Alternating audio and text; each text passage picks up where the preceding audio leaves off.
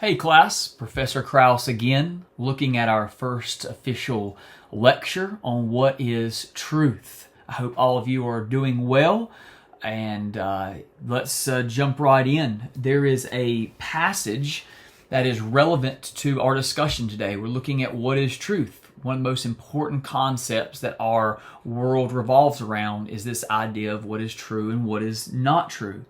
Well, Jesus, after being arrested, went before this man named Pilate, and Pilate was going to end up being both his judge and his jury. And Pilate summons Jesus and asks him a question: "Are you the king of the Jews?" Where Jesus says, "Is that your own idea, or did others ask or tell you about me?"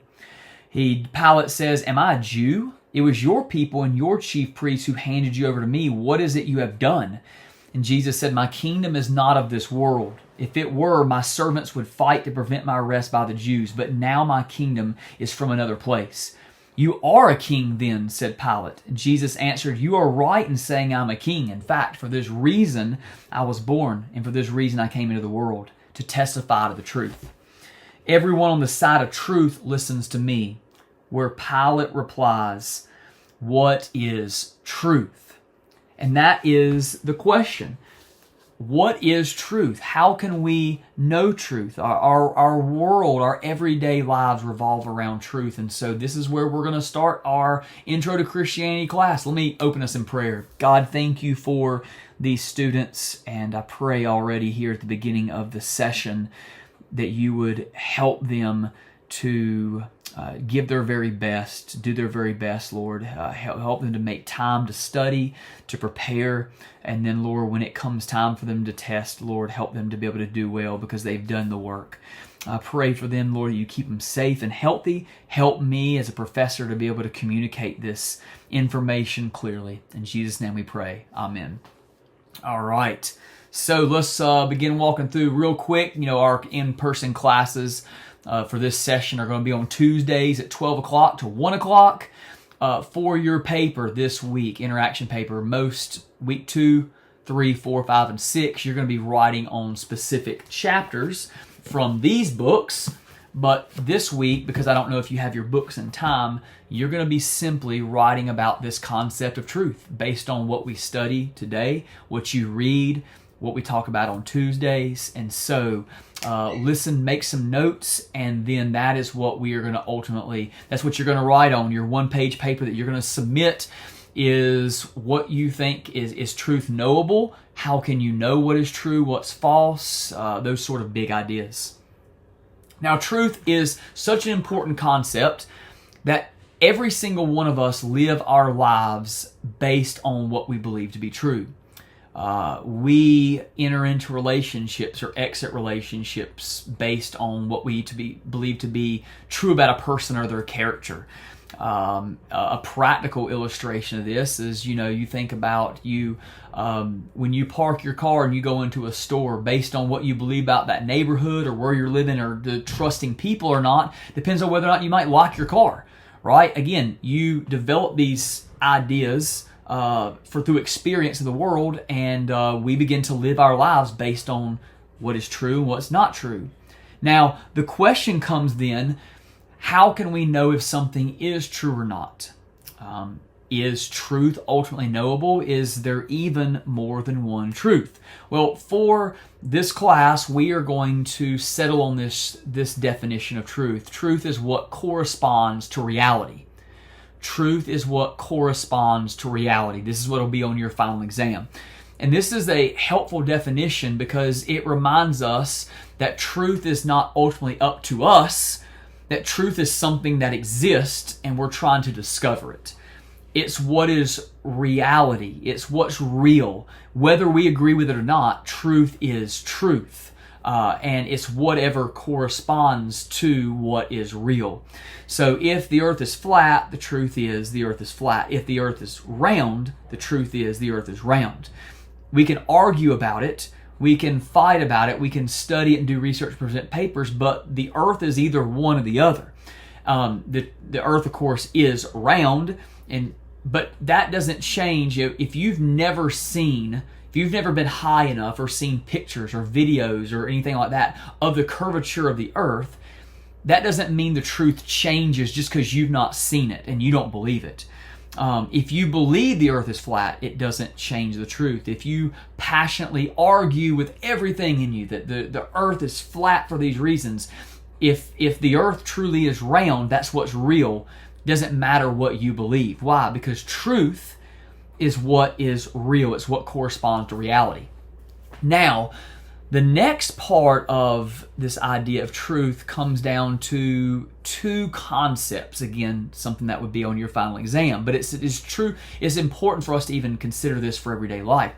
Absolute truth and subjective truth. Absolute truth says that there is a truth that is true for all people because the standard of truth is set.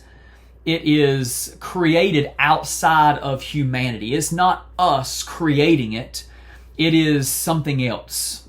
In the case of Christianity, like a creator, like God himself has given us what is true. He's created this world, and so that is what is true.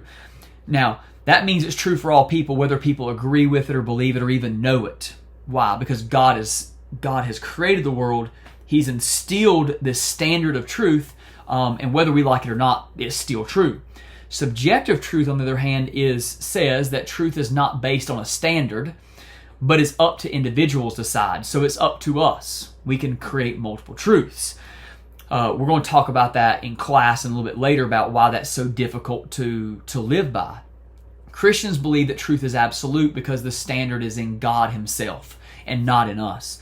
It's not that we create truth and say, hey, believe this because we say it's true, but that we discover it and say, hey, this is the way God has created the world, therefore this is true. You can not like it, you can argue against it, but it's still true. We start with this concept of truth because it's something that we're going to continue to come back to it.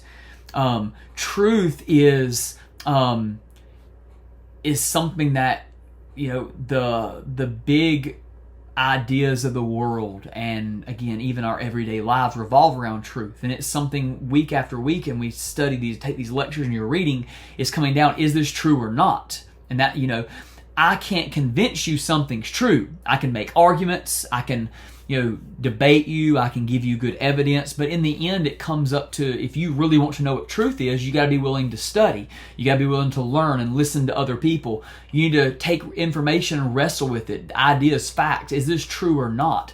We don't want to bury our heads in the sand and just say, oh, I'm not going to listen to what someone else believes, right? We want to be open and be like, well, maybe everything I've been taught may not be right. Maybe there is truth that I don't know. All the major questions of life come back to truth. Is there a God? What is right and wrong? Is there an afterlife? Then how can I know if something is true? People might say these things are true, but how do they really know? For Christianity, Jesus even says, I am the way, I am the truth, I am the life. So he's saying something very important. I am the way to be saved. I am the truth that you're looking for. I am life. That's a core belief, right? It's either true or it's not true. It can't be both. It has to be one or the other.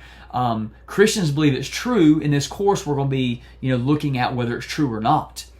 Then these truths make up something called a worldview. A worldview is the lens, think about glasses, the lens by which we look out and we see the world, we understand the world, we process it, and we even live. And our worldviews are not static.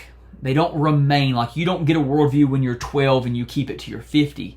We constantly change. We constantly accept new things, reject old things, reject new things, accept old things over and over and over the course of our lives, so that from the time we're, able to understand things until the time we die, we're constantly developing different beliefs, these truths that form our worldview. And our worldview is so important because every single one of us has a worldview. There is a way we view the world, way that we live in the world, and it's based on truths.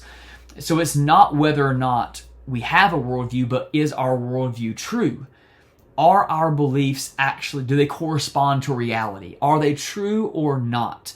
And we're going to be talking a lot about that throughout this course. So that is the official first lecture, class number 2.